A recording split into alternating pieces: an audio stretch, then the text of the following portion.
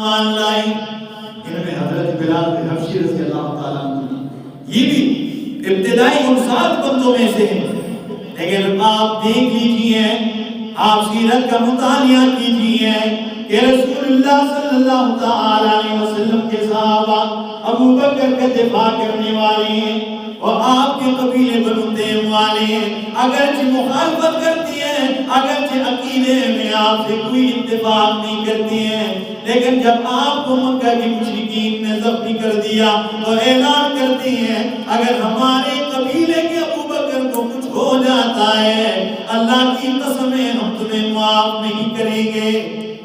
مشرکین مکہ ہم تمہیں معاف نہیں کریں گے، وہ غیرت تو تھی نا قبیلے کی اور برادری کی، ٹھیک ہے؟ تو آپ کا بھی دفاع کرنے والے صدیق اکبر بھی تھے، باقی رسول اللہ صلی اللہ تعالیٰ علیہ وسلم کی دفاع کرنے کے لیے آپ کے چچا ہیں حضرت عباس رضی اللہ تعالیٰ عنہ ہیں، اور آپ کی دفاع کرنے کے لیے آپ کے چچا حضرت امیر حمزہ رضی اللہ تعالیٰ عنہ ہیں، اور آپ کی دفاع کرنے کے لیے آپ کے چچا ابو طالب بھی ہیں جو اسلام تو قبول نہیں کیا لیکن اعلان کرتا ہے اگر میرے بھتیجے کا کوئی نقصان ہو جائے کسی سردار کو میں معاف نہیں کروں گا۔ یہ تو ٹھیک ہے، یہ سارے اب دفاع کرنے کے لیے سب کے لیے، یعنی مطلب یہ ہے کہ کچھ نہ کچھ دفاع کی، لیکن حضرت بلال بن رباح رضی اللہ تعالیٰ عنہ ان کا ساتھ دینے والا کوئی نہیں تھا، ان کا دفاع کرنے والا کوئی نہیں ہے، ان کے کوئی نہیں ہے، کیونکہ یہ تو زرخرید غلام تھے اور امیہ بن خلف کے جو سب سے بڑا اسلام دشمن تھا، کوئی کسر نہیں چھوڑا کرتا تھا۔ اور سیرت حلبیہ میں ایک عجیب بات ذکر کی ہے، وہ یہ کہ حضرت بلال رضی اللہ تعالیٰ عنہ اسلام قبول کرتے ہیں لیکن اب ظاہر نہیں کیا ہے کہ میں ایمان لے آیا ہوں، ظاہر نہیں کیا، اور مطاف میں آتے ہیں، بیت اللہ میں آتے ہیں اور 360 بت پڑے ہوئے ہیں اور یوں دائیں بائیں دیکھتے ہیں۔ جب دیکھا تو حضرت بلال رضی اللہ تعالیٰ عنہ وہ طواف کرتے کرتے ایک ایک بت کی چہرے پر تھوکتے ہیں، تھو تمہیں لوگ پکارتے ہیں، تھو ہے تمہیں لوگ اللہ کے علاوہ حاجتوں میں آواز دیتے ہیں، ایک ایک بت پہ حضرت بلال حبشی رضی اللہ تعالیٰ عنہ وہ تو سمجھ رہے تھے کوئی دیکھ نہیں رہا ہے، لیکن چند مشرکین تخریب کاروں نے دور سے دیکھ لیا ہے، بلال کی اس حرکت کرتے ہوئے یہ دیکھ لیا، وہ جا کے امیہ بن خلف سے انہوں نے بات کی کہ بھائی تیرا غلام تو یہ کر رہا ہے، بلال نے تو یہ حرکت کی، ہر بت کے چہرے پہ اس نے تھوک لیا ہے، بلایا بھائی آ جاؤ، حضرت بلال بن رباح رضی اللہ تعالیٰ عنہ آتے ہیں اور امیہ نے کہا اصبعتا، اے بلال تو صابی ہو گیا ہے۔ اس دور میں جو شریعت محمدی کو شریعت محمدی پہ عمل پیرا ہوتے، اس دور میں جو رسول اللہ کے دامن کو پکڑ لیتے اس وقت کہتے ہیں یہ صابی ہو گیا ہے، اور آج کے دور میں 1400-1500 سال کے بعد جب کوئی دین حق پہ آ جائے، جب کوئی دین کو سمجھ جائے تو لوگ صابی نہیں کہتے ہیں، کہتے ہیں یہ وابی ہو گیا ہے۔ تو حضرت بلال بن رباح رضی اللہ تعالیٰ عنہ جواب دیتے ہیں کہ میں صحابی نہیں ہوا ہوں امیہ، میں رسول اللہ صلی اللہ تعالیٰ علیہ وسلم کا صحابی بن گیا ہوں، میں رسول اللہ کا کیا بن گیا ہوں؟ صحابی بن گیا ہوں، میں ایمان قبول کر چکا ہوں، میں اسلام قبول کر چکا ہوں۔ بس اس کے بعد ظلم و ستم، ایسا کوئی ظلم نہیں، ایسی کوئی زیادتی نہیں جو حضرت بلال بن رباح رضی اللہ تعالیٰ عنہ کو نہیں پہنچائے گی، ایسی کوئی وحشت نہیں، ایسی کوئی زیادتی نہیں جو آپ کے ساتھ نہیں کی گئی۔ مکے کی گرم تپتی ہوئی ریت کے اوپر لٹا دیتے ہیں اور لوہے کا زرہ پہنا دیتے ہیں کیونکہ لوہا گرم جلدی ہو جاتا ہے، اور آپ کے سینے پر پتھر رکھے جاتے ہیں اور جون جولائی کے مہینے میں آپ کو تپتی ہوئی ریت پر لٹا دیتے ہیں۔ طرح طرح کی ایذائیں دیتے ہیں، طرح طرح کی تکالیف دیتے ہیں، اور اپیم خود مار رہا ہے، اور جب خود تھک جاتا تو مکے کے نوجوان گنڈوں کو بلا لیتا کہ مارو، یہ صحابی ہو گیا ہے، اسے نہیں چھوڑنے سے مارو۔ لیکن میں کہتا ہوں قربان جاؤں اللہ کے رسول کے صحابہ کی اس عظیم جماعت پر کہ امیہ تم مار مار کے تھک جاتا، ہار جاتا، بیٹھ جاتا، لیکن قربان جاؤں حضرت بلال بن رباح رضی اللہ تعالیٰ عنہ مار کھاتے کھاتے احد احد کی صدا نعرہ بلند کرنے میں کبھی تکاوٹ محسوس نہ کیے۔ ہاں کبھی احد کے جملہ کہنے میں جب یہ سبدار صاحب، بشیر صاحب، یہ توحید جب ایک دن یہ ہوتا بڑا کڑوا ہے، لیکن جب ایک بار سینے میں اتر جائے اللہ کی قسم ہے اس سے میٹھی چیز پھر دنیا میں آپ کو نہیں ملے گی۔ ہاں پھر جانور مخالف ہو جائیں، اپنے رشتہ دار مخالف ہو جائیں، اپنے بھائی الگ ہو جائیں، اولاد الگ ہو جائیں، بیوی بچے الگ ہو جائیں، پھر بندہ توحید کے علاوہ ایک قدم بھی نہیں لیتا۔ آپ کو احساس ہو رہا ہے؟ ہاں ٹھیک ہے۔ توحید ایک ایسا میٹھا چیز ہے، ایسا میٹھا لفظ ہے، تو وہ نہیں تھکتے، وہ نہیں ہارتے، مار کھائے جا رہے ہیں، وہ تو تھک جاتے ہیں، لیکن یہ احد احد کا جملہ نہیں چھوڑتے۔ اور مستدرک حاکم کی روایتیں کہ انہوں نے کہا گنڈوں نے مارتے جا رہے ہیں، اور انہوں نے کہا قل کما نقولوں، اے بلال ہم تمہیں چھوڑ دیتے ہیں، ہم تمہیں نہیں مارتے ہیں، لیکن قل کما نقولوں، کہہ دیجئے جس طرح ہم کہتے ہیں کہ یہ بت جو پڑے ہوئے ہیں یہ بھی حاجت روا ہے، یہ جتنے بت پڑے ہوئے ہیں یہ بھی مشکل کشا ہے، یہ جو بت پڑے ہوئے ہیں یہ بھی بگڑیاں بنانے والے ہیں، یہ جو بت پڑے ہوئے ہیں یہ بھی بنی بگاڑ دینے والے ہیں۔ یہ الہ ہے، یہ الہ ہے، جتنے بت پڑے ہوئے مشکل کشا ہے، تو جس طرح ہم کہتے ہیں اس طرح تو اعلان کر دے ہم تمہیں چھوڑ دیتے ہیں۔ قربان جاؤں بلال رضی اللہ تعالیٰ عنہ جواباً کہتے ہیں فَإِنَّ لِسَانِي لَا يُحْسِنُهُ، اللہ کی قسم ہے ان کی تعریف میری زبان پہ آ نہیں سکتی ہے، کیونکہ میری زبان پہ اتنی میٹھی چیز اللہ کی وحدانیت کی صدا کی مٹاس آئی ہے۔ ٹھیک ہے، میری زبان میں اور میرے منہ میں کیا ہے؟ توحید کی مٹھاس آئی ہے، میں ان کی تعریف کر سکتا ہوں، اللہ کے علاوہ میں ان کی بڑائی بیان کر سکتا ہوں۔ وہ احد احد کے جملے کہے جا رہے ہیں، لیکن ایک دن امیہ مارتا جا رہا ہے اور سیدنا صدیق اکبر رضی اللہ تعالیٰ عنہ آتے ہیں اور جو ہی دیکھا اتنا ظلم کر رہا ہے، صدیق اکبر نے فرمایا اتق اللہ فی ھذا المسکین، اور اللہ سے اس مسکین کے معاملے میں ڈر اختیار کر۔ اللہ سے نہیں ڈرتا، کتنا مارے جا رہا ہے، کتنا مارتا ہے تو؟ کہنے لگا افسدتہو، تو نے اسے بگاڑ کے رکھ دیا ہے۔ آج کل اگر کوئی ساتھی ٹھیک ہے نا آپ توحید کی دعوت دیں اور وہ گھر جا کے کہیں نہیں جی 40واں حرام ہے، ٹھیک ہے، شریعت کے لحاظ سے نہیں ٹھیک ہے، ہاں تعزیت کا یہ طریقہ نہیں جو ہم نے ڈرامہ رچایا ہوا ہے، تعزیت کا اصل طریقہ یہ ہے، تو کہتے ہیں مولوی صاحب خراب کر چھوڑیے، انہیں نہ اٹھنا بیٹھنا ہے، ٹھیک ہے نا ہی خراب۔ اس نے بھی یہ اعلان کیا، اس نے بھی یہ آواز لگائی کہ یا ابا بکرین افسدتہو، تو نے اسے بگاڑ کے رکھ دیا ہے، میرے غلام کو تو نے خراب کر دیا۔ اگر پیار ہے، اگر اتنی چاہت ہے تو پھر خرید لو اسے۔ فرمایا قیمت لگاؤ۔ صدیق اکبر رضی اللہ تعالیٰ عنہ فرماتے۔ اب دو روایات ہیں یہاں پہ، ایک روایت ہی ہے کہ صدیق اکبر رضی اللہ تعالیٰ عنہ کہتے ہیں کہ میرے پاس ایک غلام ہے جو رنگ کا بھی کالا نہیں ہے، رنگ بھی گورا ہے اور طاقت کے لحاظ سے بھی بلال سے زیادہ ہے، اس کے بدلے میں اسے مجھے دے دے۔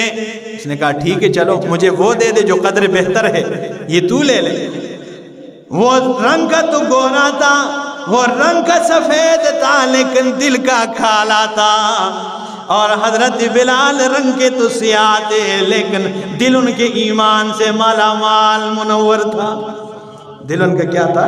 وہ ایمان سے مالا مال تھا، منور بھرا ہوا تھا، ٹھیک ہے. فرمایا مجھے بلال کے رنگت سے پیار نہیں ہے، مجھے بلال کے رنگت، مجھے بلال کے ایمان سے پیار ہے، مجھے بلال کی ایمان کی پختگی سے محبت ہے، پیار ہے، اس لیے میں لے رہا ہوں. اور دوسری روایت میں قیمت لگا، اس نے کہا بتسعۃ اقیا، یہ 9 اوقیوں کے بدلے میں فروخت کرتا ہوں.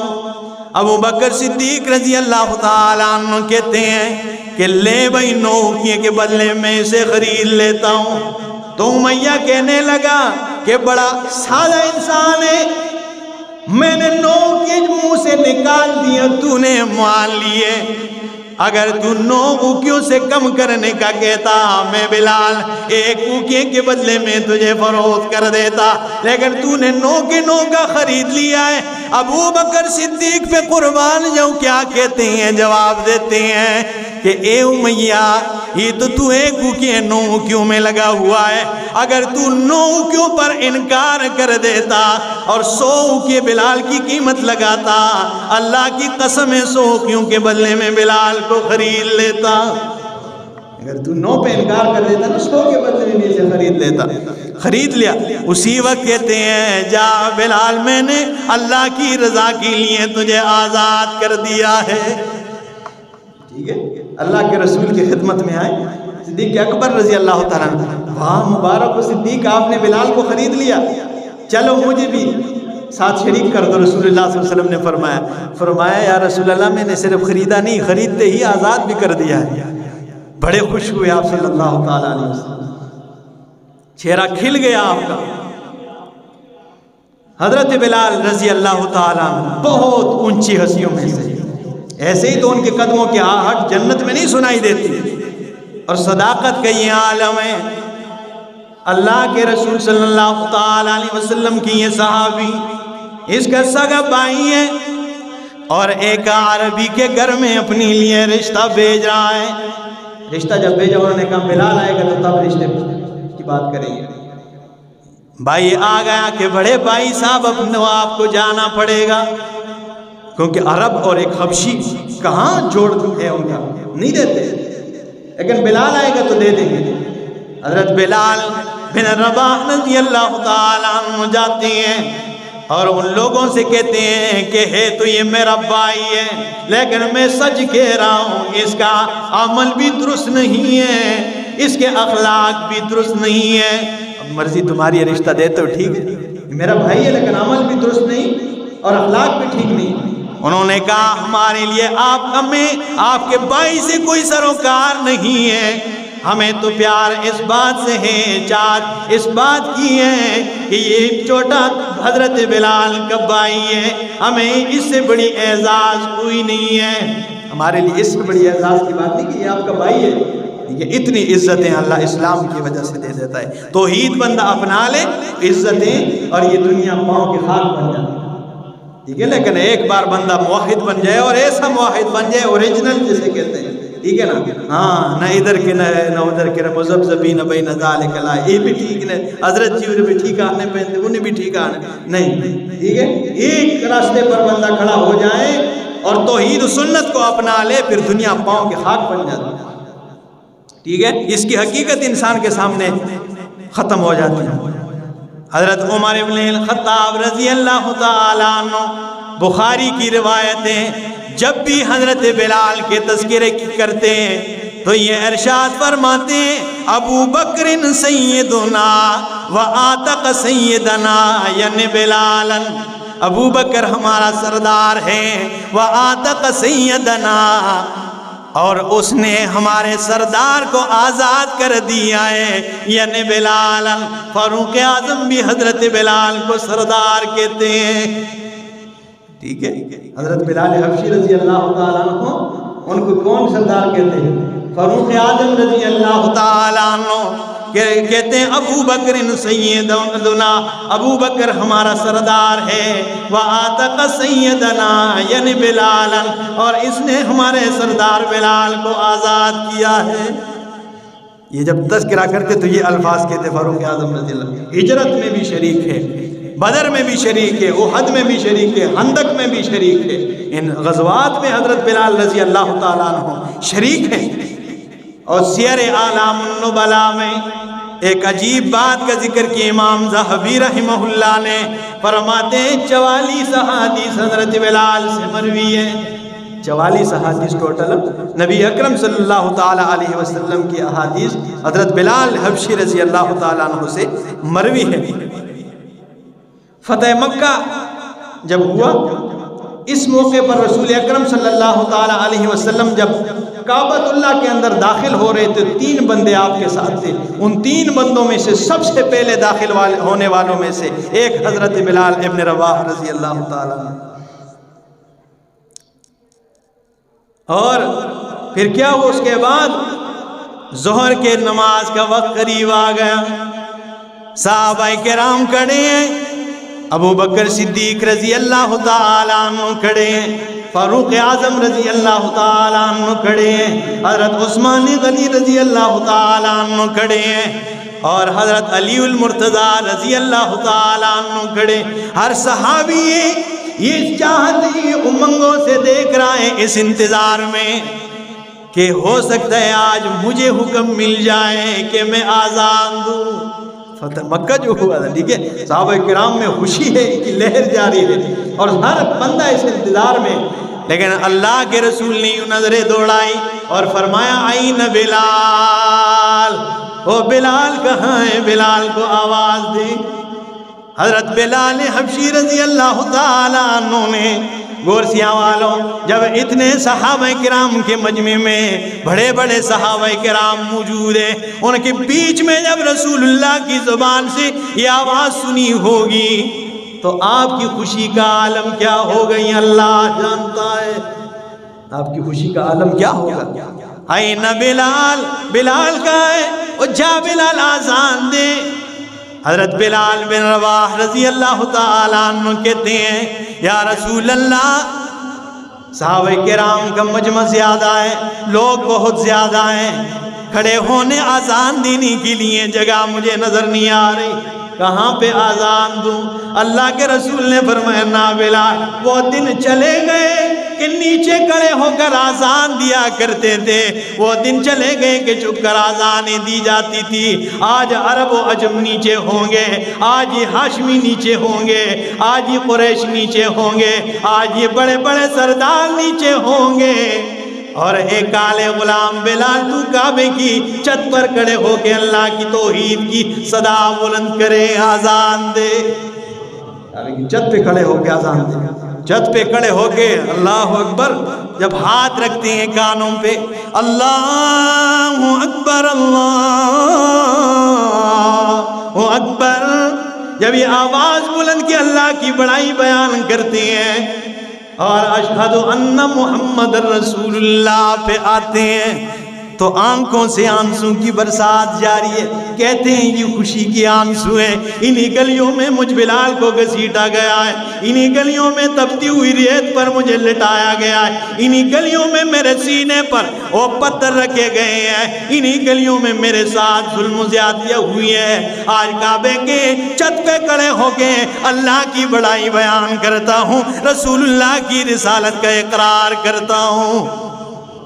یہ خوشی کا مقام نہیں ہے، ٹھیک ہے۔ آزان دی، حضرت بلال رضی اللہ تعالیٰ عنہ نیچے آتے ہیں، نماز ادا کی، اور جب آزان دیتے ہیں ابو جہل کی بیٹی ہیں جویریہ بنت ابی جہل، جب اشہد ان محمد رسول اللہ یہ الفاظ ادا کرتی ہیں، جویریہ کہتی ہیں، اپنے گھر میں سنتی ہیں، جویریہ کے الفاظ دیکھیے، قالت لعمری لقد رفع اللہ لک ذکرک، مجھے میری زندگی کی قسم ہے، میری عمر کی قسم ہے، اللہ کے رسول تیرے لیے اللہ نے تیرا ذکر بلند کر دیا ہے۔ اور یہ وہی قرآن والی بات ہے، اللہ نے فرمایا وَرَفَعْنَا لَكَ ذِكْرَكَ، میرے پیغمبر ہم نے تیرے لیے تیرا ذکر بلند و بالا کر دیا ہے، تیرے لیے تیرا ذکر کیا کر دیا ہے؟ بلند کر دیا ہے۔ یہ وہی قرآن کے الفاظ ہیں۔ اشہد ان محمد رسول اللہ، آزان دیتے ہیں حضرت بلال رضی اللہ تعالیٰ عنہ. اور یہ الفاظ شاعر حسان ابن ثابت رضی اللہ تعالیٰ عنہ کمال کرتے ہیں. وہ فرماتے ہیں وَزَمَّ الْإِلَٰهُ اسْمَ النَّبِيِّ بِاسْمِهِ اذا قال في الخمس المؤذن اشهد وشق له من اسمه ليجله فذو العرش محمود وهذا محمد. اللہ نے اپنے پیغمبر کے نام کو اپنے نام کے ساتھ ایسا ملا دیا ہے، اپنے نام کی مبارک کے ساتھ ایسا ضم کر دیا ہے کہ جب کبھی بھی قیامت تک نماز کے لیے دن میں 5 دفعہ آذان دی جائے گی تو اللہ کی بڑائی کے ساتھ ساتھ محمد الرسول اللہ کی رسالت کا بھی اقرار ہوگا. ٹھیک ہے، ایسے اللہ نے جوڑ دیے یہ نام. پھر وہ دن بھی آیا، اللہ اکبر، 10 ہجری ہے اور 12 ربیع الاول ہے، سوموار والا دن ہے. اللہ کے رسول وفات پاتے ہیں. شارٹ کٹ اس لیے کرتا ہوں کہ اس پہ کافی بار بات کریں. اللہ کے رسول بیمار ہیں اور 13 دن آپ نے بیماری کے گزارے اور 13-14 دن کے بعد آپ سوموار والے دن 12 ربیع الاول کے دن آپ دنیا سے رحلت فرما دیتے ہیں. رحلت فرما جاتے ہیں. صحابہ کرام جمع ہیں، سارے صحابہ کرام. رسول اللہ صلی اللہ تعالی علیہ وسلم 3 دن تک آپ کی لاش پڑی رہی اور بدھ والے دن آپ کی لاش کو زمین میں دفن کیا گیا. بدھ والے دن آپ کی لاش کو کیا کیا گیا؟ دفن کیا گیا. تو اس کے بعد یہ 3 دن حضرت بلال بن رباح رضی اللہ تعالیٰ عنہ جب آذان دیتے اور جب اشہد ان محمد رسول اللہ اس کلمے پہ پہنچتے ہیں، حضرت بلال بن رباح رضی اللہ تعالیٰ عنہ کی زبان بند ہو جاتی اور زبان کئی دیر تک بند رہتی. بڑی مشکل سے آپ ان 3 دنوں میں آذان دیتے. جب آپ کے تدفین کے معاملات ختم ہوئے، صدیق اکبر رضی اللہ تعالیٰ عنہ مسند خلافت پہ آئے. حضرت بلال بن رباح رضی اللہ تعالیٰ عنہ بڑے عاجزانہ طریقے سے درخواست کی کہ جی آپ نے مجھے آزاد کیا، خرید لیا تھا اللہ کی رضا کے لیے، مجھے آزاد کیا تھا.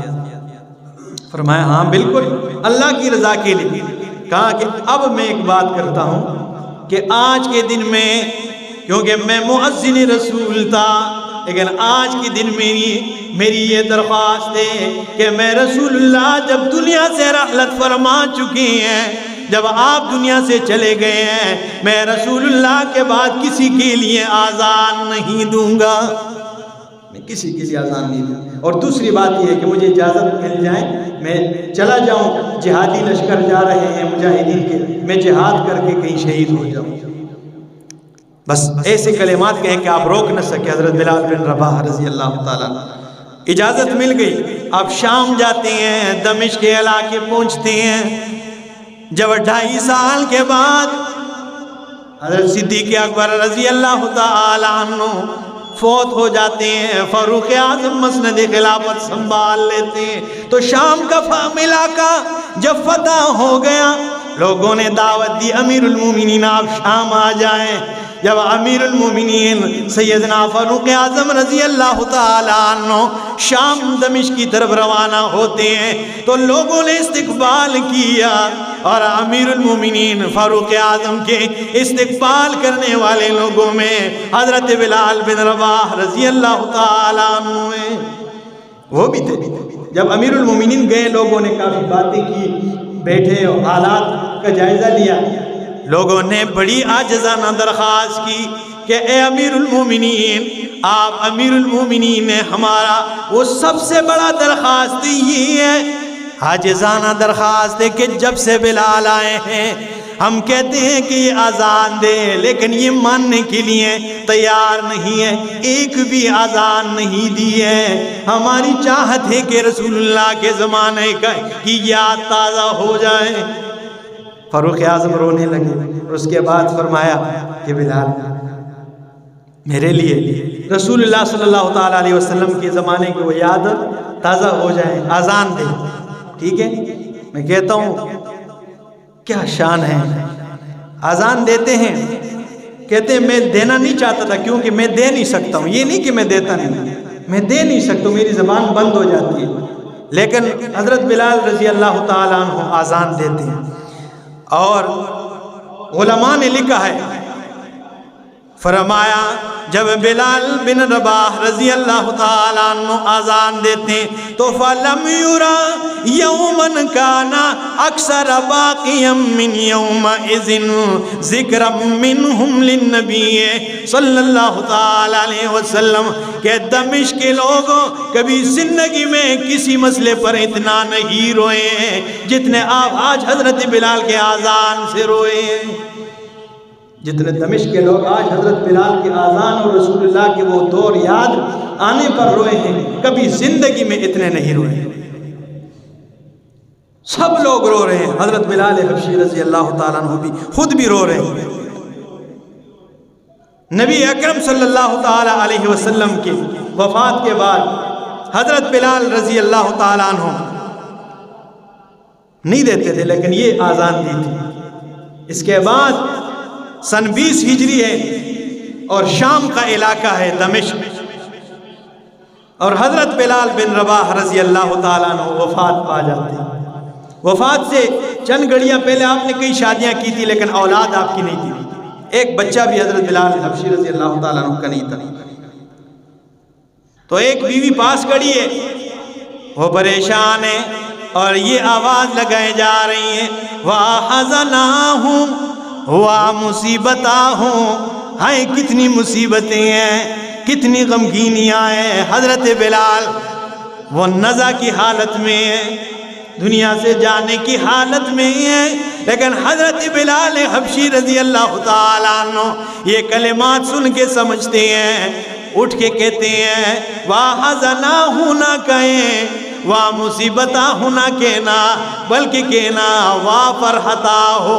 اے کتنی خوشیاں کتنی فرحتیں ہیں، یہ کتنی خوشیاں ہیں. بیوی نے کہا فوت ہونے جا رہے ہیں، آپ دنیا سے رحلت فرمانے والے، اور واہ فرحتہ ہو یہاں پہ خوشی کس بات کی ہے. حضرت بلال حبشی رضی اللہ تعالیٰ عنہ فرماتے ہیں اے میری رفیق حیات سمجھی نہیں ہے، وہ ہجر کی زندگی کٹ چکی ہے. غدن القی محمدن و صحبہ، کل بس موت کی دیر ہے، روح نکلنے کی دیر ہے. غدن القی محمدن و صحبہ، کل محمد اور اس کے صحابہ سے ملاقات ہو جائے گی. بس یہ ہجر کی زندگی کٹ چکی ہے، میرے لیے تو خوشی کا مقام ہے. 20 ہجری ہے اور حضرت بلال حبشی رضی اللہ تعالیٰ عنہ شام کے علاقے دمشق میں وفات پا جاتے ہیں. میرے دوستو، میرے بھائیوں، نوجوان ساتھیوں، یہ صحابہ کی واقعات یہ سن کر صرف یہ نہیں کہ ہم چسکے لیتے رہیں، بس سن کر ادھر سے سنی ادھر سے نکالی، نہیں، اس پر ہم عمل کرنے کی ضرورت ہے. اور جس طرح انہوں نے زندگیاں گزاری ہے ان کی دفاع کرنا ہمارا حق ہے، یہ ہمارا فرض ہے کہ ہم صحابہ کرام کی دفاع کریں، کیونکہ ان لوگوں کی وجہ سے، ان کی خون کی وجہ سے اسلام کا یہ شجر پھلا پھولا ہے. اور آج اگر صحابہ کے کرام کو کسی ایک صحابہ کو جو درجے کے لحاظ سے صحابی کم درجے کے، جنتی تو سب ہیں لیکن درجے کے لحاظ سے کم درجے کے کسی ایک صحابی کو بھی بیچ سے نکالا جائے، اس کا انکار کیا جائے تو اس پہ دین داغدار ہوتا ہے. اس لیے دین کو داغدار نہیں ہونے دیں گے. علامہ حق نواز جنگوی شہید رحمہ اللہ بڑے یاد آتے ہیں بعض علماء کرام. انہوں نے ایک جملہ کہا، وہ کہتے ہیں کہ جب بچہ پیدا ہو گیا حضرت عیسیٰ علیہ السلام مائی مریم کا، یہ آئی قوم کے پاس، تو کیا کہتے ہیں لوگ، یہ کہاں سے لے کے آئی؟ کہتی ہیں کہ اس سے پوچھ لے، اشارہ کیا. لمبا واقعہ قرآن کا میں شارٹ کٹ کرتا ہوں. اس نے بچے کی طرف اشارہ کیا. انہوں نے کہا کیف نکلم من کان فی المہد صبیا، اس کے ساتھ ہم کیسے بات کریں جو یہ ابھی بچہ ہے گود میں. تو عیسیٰ علیہ السلام نے آواز دی، قال انی عبداللہ آتانی الکتاب وجعلنی نبیا. حق نواز جنگوی شہید رحمہ اللہ فرماتے ہیں کہ عیسیٰ علیہ السلام بچے تھے، اس لیے تو انہوں نے کام سوال نہیں کرتے ہیں، کیونکہ قانون یہ ہے کہ بچہ بولتا نہیں ہے، بات نہیں کرتا ہے، لیکن جب ماں کی عزت کو خطرہ بن جائے بچہ بول دے پڑتا ہے. وہاں پر ماں کی عزت کو خطرہ تھا، بچہ بول گیا. یہاں پر صدیق اکبر کی بیٹی صدیقہ کی عزت کو اگر خطرہ پڑے گا، یا صدیق اکبر کی عزت کو خطرہ پڑے گا، یا کسی بھی صحابی کی عزت کو، تو قانون یہ کہ ہم بچے ہیں، لیکن بچے پھر عزت کو جب خطرہ ہوگا تو بول پڑیں گے، اور جب بولیں گے تو حالات خراب ہو جائیں گے. حالات کو خراب مت ہونے دینا. صحابہ کرام رضوان اللہ تعالی اجمعین کی یہ ایسی ہستیاں ہیں، یہ ہمارے لیے ایک مشعل راہ ہے زندگی گزارنے کا. ان کی زندگیوں میں ایک لائحہ عمل ہے. اللہ عمل کی توفیق عطا فرمائے. اقول قولی ھذا استغفر اللہ لی ولکم.